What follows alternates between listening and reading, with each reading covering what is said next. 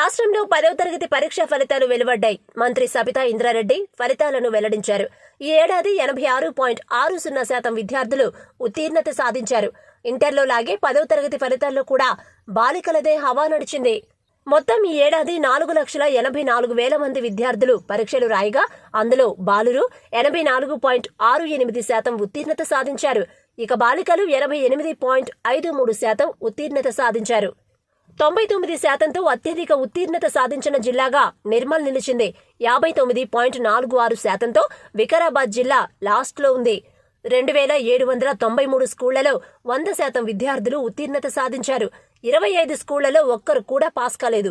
June 14 నుంచి 22 వరకు supplementary పరీక్షలు జరుగుతాయని మంత్రి సబితా ఇంద్రారెడ్డి తెలిపారు.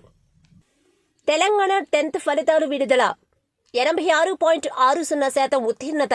బాలికలు 88.53%, బాలురు 84.68% ఉత్తీర్ణత. 2,793 పాఠశాలల్లో 100% ఉత్తీర్ణత. 25 స్కూళ్లలో 0% ఫలితాలు. 99%తో ప్రథమ స్థానంలో నిర్మల్. 59.46%తో చివరి స్థానంలో వికారాబాద్.